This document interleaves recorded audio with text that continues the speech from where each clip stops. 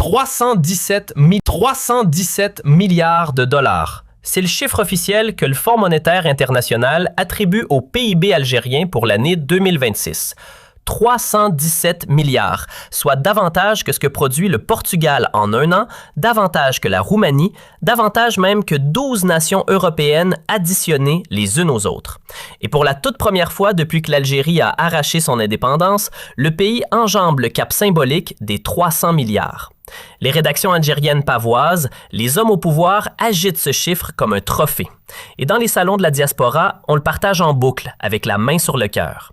Sauf qu'il y a une question que tout le monde fait semblant de ne pas entendre. 46 millions d'Algériens se partagent cette masse, ce qui donne environ 6 800 $ par tête et par an, soit à peine 566 $ mensuels par personne, soit moins de 500 € dans la poche. Et concrètement, dans la vie de tous les jours, combien d'Algériens touchent réellement ces 500 € chaque mois? Combien survivent avec le salaire minimum légal de 20 000 dinars, environ 140 €? Et combien naviguent en dehors de tout radar dans une économie souterraine qui représente entre 30 et 40% du PIB réel sans jamais apparaître dans la moindre statistique officielle? Ce soir, je vais disséquer précisément la façon dont ces 317 milliards sont distribués, qui en absorbent la plus grande part, qui n'en voient pas la couleur, et pourquoi le vrai scandale économique de l'Algérie n'est pas la taille du gâteau, mais l'identité de ceux qui tiennent le couteau. Abonnez-vous maintenant, parce que ce que vous allez entendre, aucun ministre algérien n'aura jamais le courage de vous le dire en face. Commençons par l'essentiel. D'où proviennent concrètement ces 317 milliards? Parce que l'architecture même du PIB algérien expose instantanément ses atouts et les failles qu'on préfère ne pas regarder en face. Le premier contributeur au produit intérieur brut algérien, ce sont les hydrocarbures. Sonatrach et le secteur pétrogazier représentent environ 35 à 40% du produit intérieur brut officiel algérien. En valeur absolue, entre 110 et 126 milliards de dollars sur les 317 milliards totaux viennent directement du gaz et du pétrole. Ces revenus ne sont pas créés par le travail des 46 millions d'Algériens. Ils viennent de la rente du sous-sol, d'une ressource naturelle que personne n'a fabriquée et que la nature a déposée sous le Sahara il y a des millions d'années. Le deuxième contributeur est le secteur des services. Commerce, transport, télécommunications, banques, assurance représentent environ 30% du produit intérieur brut, soit environ 95 milliards de dollars. C'est un secteur dominé par des entreprises publiques, Algérie Télécom, Air Algérie, les banques publiques et par un tissu dense de petites et moyennes entreprises privées dont beaucoup opèrent partiellement dans l'économie informelle. Le troisième contributeur est le bâtiment et travaux publics et la construction. Les grands chantiers financés par l'État, logements sociaux, autoroutes, barrages, zones industrielles, représentent environ 14% du produit intérieur brut, soit environ 44 milliards de dollars. Ce secteur est alimenté directement par les dépenses publiques financées par les revenus gaziers. Le quatrième contributeur est l'industrie hors hydrocarbures. Et c'est là que le diagnostic devient préoccupant. L'industrie manufacturière algérienne, qui devrait être le moteur de création de richesses et d'emplois durables, ne représente que 6 à 8% du produit intérieur brut entre 19 et 25 milliards de dollars sur 317 milliards totaux. Pour un pays qui ambitionne de devenir une puissance industrielle africaine, c'est une proportion dramatiquement faible. Maintenant, regardons comment ces 317 milliards sont répartis. Et c'est là que les chiffres deviennent politiquement sensibles. Premier bénéficiaire, l'État algérien. Le budget de l'État algérien en 2026 dépasse les 100 milliards de dollars. 100 milliards sur 317 milliards de produits intérieurs bruts. L'État contrôle directement entre 30 et 35% de toute la richesse nationale. Cet argent public est redistribué via les salaires des fonctionnaires, environ 2,5 millions de personnes, via les subventions qui coûtent 20 à 25 milliards par an, via les projets d'infrastructure et via le budget de la défense à 25 milliards de dollars. Deuxième bénéficiaire, les entreprises publiques. L'Algérie a environ 400 entreprises publiques, des géants comme Sonatrach, Sonelgaz, Air Algérie, les banques publiques, les aciéries, qui emploient environ 1 million de personnes. Ces entreprises reçoivent des subventions, des contrats publics et des protections réglementaires qui leur permettent de fonctionner même quand elles ne sont pas rentables.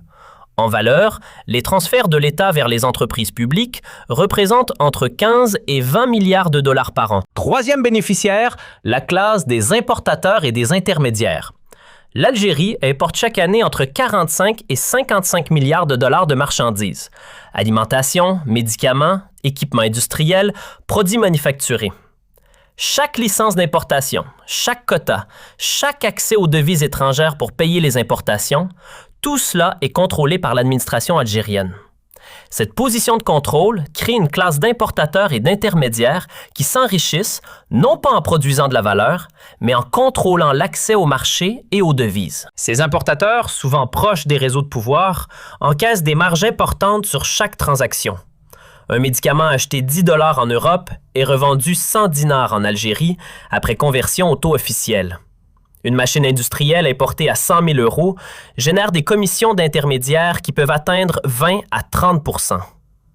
Cette économie de rente importatrice capte une part significative de la richesse nationale sans créer d'emplois productifs. Regardons maintenant qui ne profite pas des 317 milliards. Et c'est là que le vrai débat économique algérien se situe. Premier, oubliez le jeune diplômé algérien. L'Algérie forme chaque année entre 120 000 et 150 000 diplômés universitaires, des ingénieurs, des médecins, des économistes, des informaticiens, et le marché du travail formel ne peut absorber qu'une fraction de ces diplômés. Le chômage des jeunes de 15 à 24 ans dépasse 28 % selon les estimations indépendantes. Et parmi les diplômés universitaires, le chômage est encore plus élevé parce que les postes disponibles dans l'économie formelle ne correspondent pas aux qualifications. Ces jeunes diplômés, qui auraient dû être les moteurs de la croissance industrielle et technologique algérienne, se retrouvent dans trois situations. Soit ils travaillent dans la fonction publique à des salaires de 20 000 à 40 000 dinars par mois, soit 140 à 280 €. Soit ils travaillent dans l'économie informelle, sans protection sociale ni perspective de carrière. Soit ils partent à l'étranger, en France, au Canada, aux Émirats, dans ce qu'on appelle la fuite des cerveaux. Deuxième oublié, l'agriculteur et l'artisan des régions rurales. L'Algérie a 41 millions d'hectares de terres potentiellement agricoles dans le nord du pays, dont seulement 8 millions sont cultivés. Les agriculteurs algériens souffrent d'un manque d'accès au crédit, d'infrastructures de stockage insuffisantes, de réseaux de distribution défaillants et d'une concurrence déloyale des produits importés subventionnés. Leur contribution au produit intérieur brut est réelle, environ 10 à 12 %, mais leur revenu reste parmi les plus faibles du pays. Troisième oublié, le citoyen ordinaire des wilayas de l'intérieur. Il y a une fracture géographique profonde dans la répartition des 317 milliards algériens. La richesse se concentre dans les grandes métropoles, du nord, Alger, Oran, Constantine, Annaba.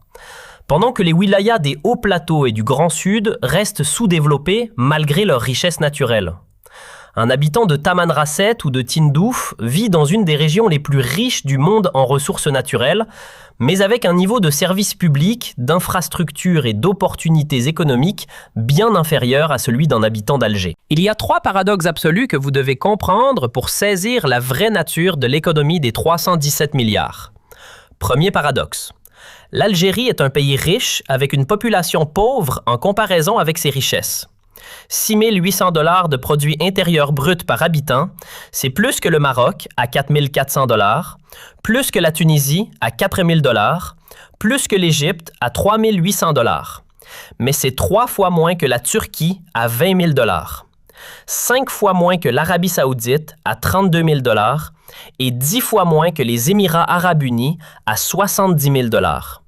Des pays qui ont eu des points de départ similaires à l'Algérie dans les années 70 et qui ont mieux utilisé leurs ressources naturelles pour développer une économie productive. Deuxième paradoxe. Les subventions qui devaient protéger les plus pauvres bénéficient en réalité davantage aux classes moyennes et aisées. Une famille aisée d'Alger, avec 2 voitures et une grande maison, consomme beaucoup plus d'essence subventionnée et d'électricité subventionnée qu'une famille pauvre dans une wilaya de l'intérieur. Les subventions universelles, qui coûtent 20 à 25 milliards de dollars par an, sont un instrument de redistribution qui profite proportionnellement plus aux riches qu'aux pauvres. C'est le paradoxe des subventions à l'algérienne que les économistes documentent depuis des années. Troisième paradoxe. L'économie informelle algérienne, qui représente entre 30 et 40 % du produit intérieur brut réel, est à la fois un problème et une solution. C'est un problème parce qu'elle prive l'État de recettes fiscales considérables et parce qu'elle n'offre aucune protection sociale aux travailleurs qui y opèrent. Mais c'est aussi une solution, parce qu'elle permet à des millions d'Algériens de survivre et de prospérer en dehors d'un système formel qui ne peut pas les absorber. Si l'économie informelle algérienne disparaissait du jour au lendemain, le chômage officiel exploserait à des niveaux insoutenables. L'informalité est le filet de sécurité que l'État n'a pas les moyens de financer. Voilà la leçon de pouvoir de cette semaine. 317 milliards de dollars, c'est un chiffre qui impressionne. Mais derrière ce chiffre, il y a une économie qui doit encore résoudre 3 équations fondamentales. Première équation, comment transformer la rente gazière en investissement industriel durable avant que le gaz ne s'épuise? La Norvège a résolu cette équation avec son fonds souverain de 1500 milliards de dollars. L'Algérie est encore en train de chercher sa réponse. Deuxième équation, comment créer assez d'emplois productifs pour absorber les 250 000 à 300 000 jeunes qui arrivent chaque année sur le marché du travail? L'industrie automobile nationale, les énergies renouvelables, l'agriculture du Sud, la technologie, ces secteurs peuvent générer ces emplois, mais le rythme doit s'accélérer.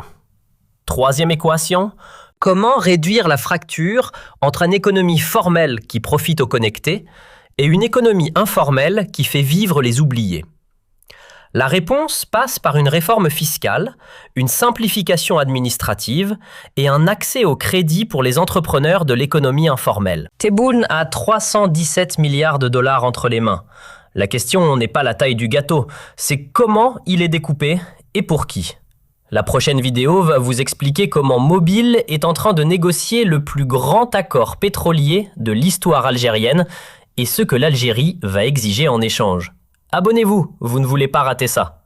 Et maintenant, la question qui va faire exploser vos commentaires. Pensez-vous que les 317 milliards de produits intérieurs bruts algériens profitent équitablement au peuple algérien ou est-ce que la richesse est concentrée dans les mains de quelques-uns? Dites-le en commentaire.